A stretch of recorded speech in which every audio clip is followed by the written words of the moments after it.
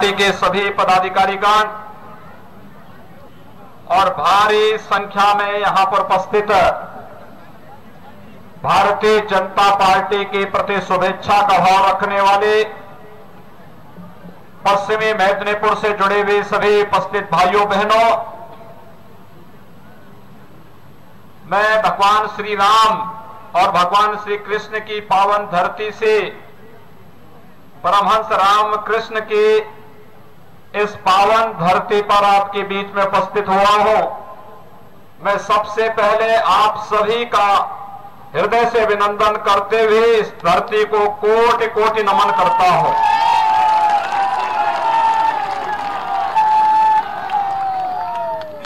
भाइयों बहनों,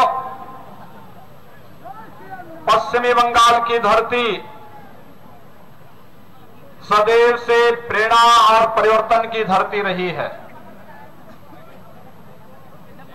देश के स्वाधीनता आंदोलन में मेदिनीपुर तत्कालीन ब्रिटिश हुकूमत के खिलाफ विद्रोह की धरती के रूप में जानी जाती है। यहां के लोगों ने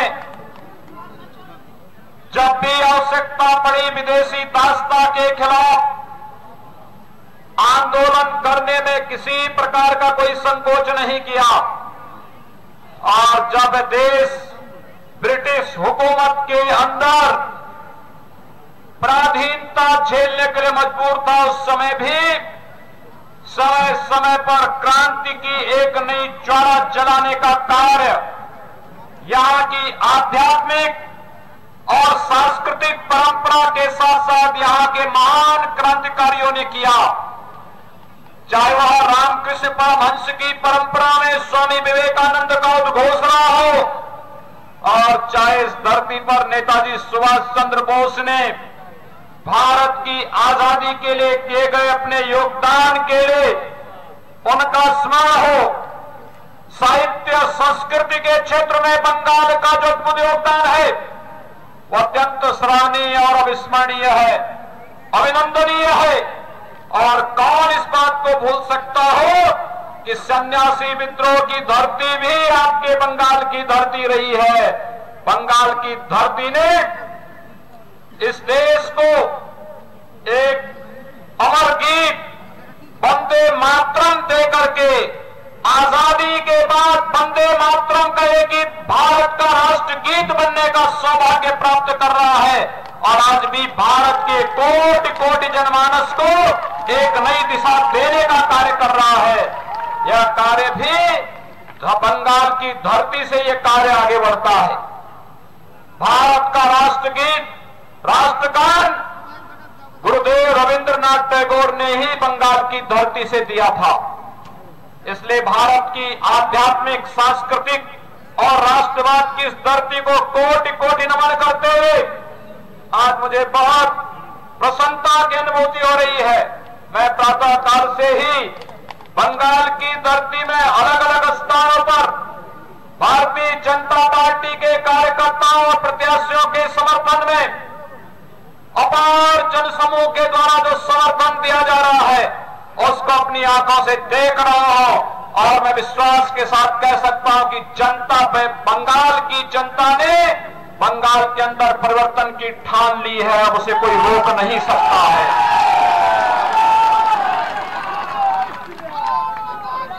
मुझे आश्चर्य होता है, बंगाल के अंदर बंगाल की टीएमसी सरकार ने बंगाल के जनता को धोखा दिया है। यहां पर विकास की योजनाओं का लाभ तो नहीं दिया, न यहां पे सड़क दी, न बिजली दी, न पानी दिया, न किसान कल्याण योजना का कोई लाभ ही आके किसानों को दिया, और नहीं नौजवानों को केंद्र सरकार और के द्वारा दी जाने वाली सुविधाओं का लाभ ही नौजवानों तक पहुंचने दिया। यानी सरकार विकास के प्रति रुचि नहीं दिखाती।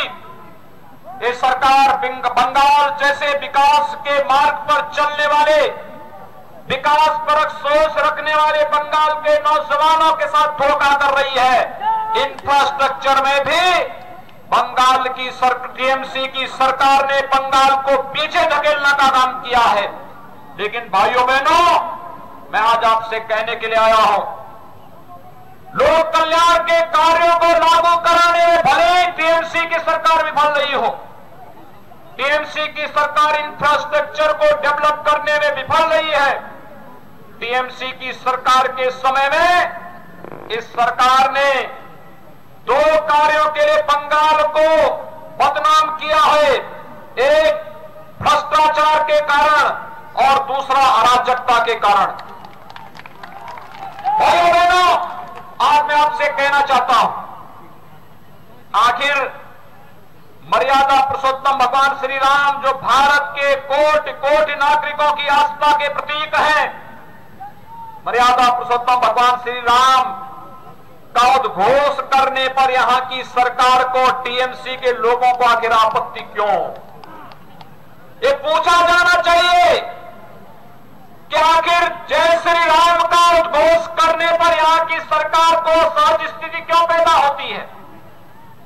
लेकिन मैं कह सकता हूं, राम का विरोध जिसने भी किया वह जनता के द्वारा हमेशा उसको मुंहतोड़ जवाब दिया गया। और बंगाल की जनता, जब मैं यहां पर उपस्थित हुआ था, यद्यपि मैं 1 घंटे पहले आ गया था, लेकिन मैं देख रहा था जो लोग मौजूद थे अभिवादन में एक ही बात कह रहे थे, और वह कह रहे थे जय श्री राम का। मैं पुरुलिया में गया सुबह, पुरुलिया में भी ऐसी विशाल सभा लगी थी, वहां पर भी हर एक जवान से एक ही आवाज निकलती थी, और आवाज निकलती थी जय श्री राम की। जय श्री राम की आवाज निकलती थी। मैं इसके बाद अन्य सभाओं में गया, वहां पर भी हर नागरिक के मुंह से एक ही आवाज थी, और वह थी जय श्री राम की।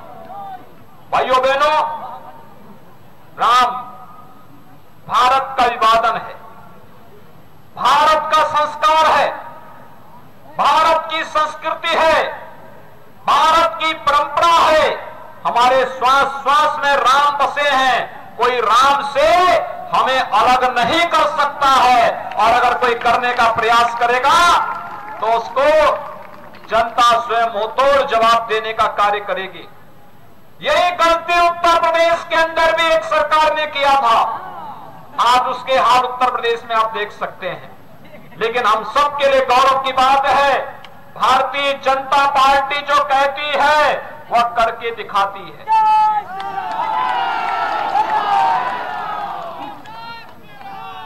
भारतीय जनता पार्टी जो कहती है वह करके दिखाती है।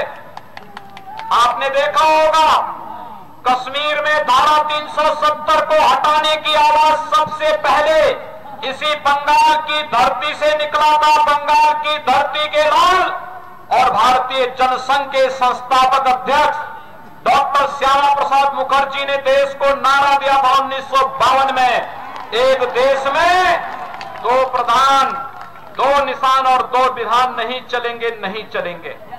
ये बंगाल की ही धरती थी।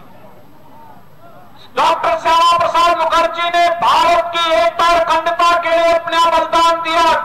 कश्मीर की धरती पर देश को धारा 370 का जख्म देने का काम और ये पाप किया था कांग्रेस की सरकार ने, और उस पाप को पूरी तरह समाप्त करके आतंकवाद के इस एक नमूने को पूरी तरह समाप्त करने का कार्य किया है प्रधानमंत्री मोदी जी ने और गृह मंत्री अमित शाह जी ने। आज कश्मीर में धारा 370 समाप्त हुई। डॉक्टर श्यामा प्रसाद मुखर्जी के सपने को साकार करने का कार्य प्रधानमंत्री मोदी जी ने और गृह मंत्री अमित शाह जी ने किया है। और इसी प्रकार से भारतीय जनता पार्टी का ही नहीं बल्कि भारत का हर आस्थावान व्यक्ति एक ही नारा लगाता था, और वह नारा लगाता था कि रामलला हम आएंगे, मंदिर वहीं बनाएंगे। मंदिर बनाने के लिए अयोध्या में राम भक्तों का हुजूम उमड़ पड़ता था। और उस सपने को भी साकार किया है। परिश्रम करना पड़ा है, मेहनत करनी पड़ी है, लेकिन आज अयोध्या में भगवान राम के भव्य मंदिर के निर्माण का कार्य प्रारंभ हो चुका है। और मैं आप सभी मेदिनीपुर के सभी भाइयों और बहनों का आह्वान करूंगा, अयोध्या में अगले 3-3.5 वर्षों के अंदर भगवान राम का भव्य मंदिर बनेगा और फिर अयोध्या में भगवान राम के भव्य मंदिर में उनका दर्शन करने के लिए आप पधारिए। आप सबका अभिनंदन होगा, उत्तर प्रदेश की धरती आपका अभिनंदन करेगी।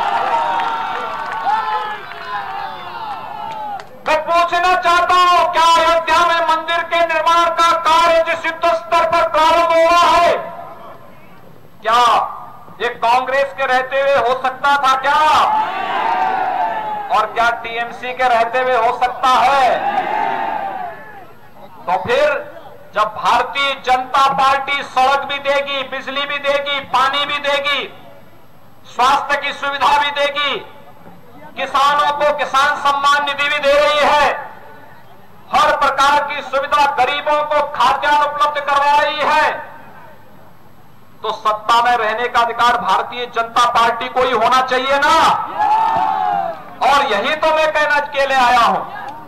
आप देखिए, उत्तर प्रदेश में भारतीय जनता पार्टी की सरकार है पिछले 4 सालों से, और भाइयों बहनों 4 वर्ष में हमने उत्तर प्रदेश में 40 लाख गरीबों को एक आवास प्रधानमंत्री आवास योजना के रूप में दिया है। ये काम बंगाल में भी हो सकता था। 1,38,00,000 गरीब परिवारों को निःशुल्क विद्युत के कनेक्शन उपलब्ध करवाए हैं। 6 करोड़ गरीब लोगों को स्वास्थ्य बीमा का, आयुष्मान भारत का कार्ड उपलब्ध करवाने का कार्य किया है, और 2,42,00,000 किसान परिवारों को प्रधानमंत्री किसान सम्मान निधि दी है, जिसमें 6,000 रुपए सालाना उन किसान परिवारों को स्वतः ही डीबीटी के माध्यम से इनका अकाउंट में पैसा आता है। यह काम बंगाल में भी हो सकता था।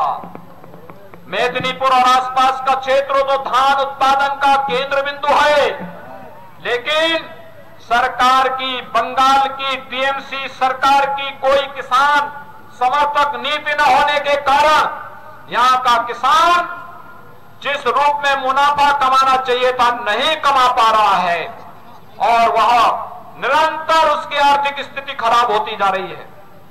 मैं आज आप सबका आह्वान करने के लिए आया हूं। भाइयों बहनों, मोदी जी ने देश के अंदर विकास की एक सोच दी।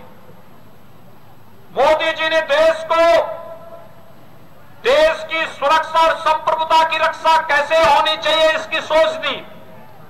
मोदी जी ने देश के अंदर इंफ्रास्ट्रक्चर डेवलपमेंट के माध्यम से रोजगार की संभावनाओं को कैसे बढ़ाना है, इसकी सोच मोदी जी ने देश को दी, और वैश्विक मंच पर भारत की प्रतिष्ठा बढ़ा करके भारत के 135 करोड़ नागरिकों का सम्मान वैश्विक मंच पर कैसे होना चाहिए, यह सोच भी भारत की जनता का वैश्विक मंच पर सम्मान देने का कार्य भी मोदी जी ने दिया है।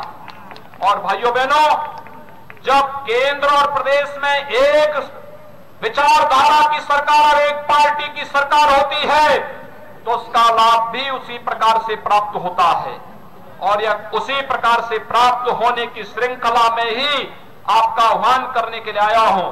जैसे उत्तर प्रदेश डबल इंजन की सरकार की तरह काम कर रही है। उत्तर प्रदेश में भारतीय जनता पार्टी की सरकार और दिल्ली में भारतीय जनता पार्टी की सरकार दोनों मिलकर गांव के लिए, गरीब के लिए, किसान के लिए, नौजवान के लिए, महिलाओं के लिए कार्य कर रही हैं और विकास को तेजी के साथ आगे बढ़ाने का कार्य कर रही हैं। उसी प्रकार का कार्य बंगाल में हो सकता है, और इसीलिए हम सब आपके पास आए हैं।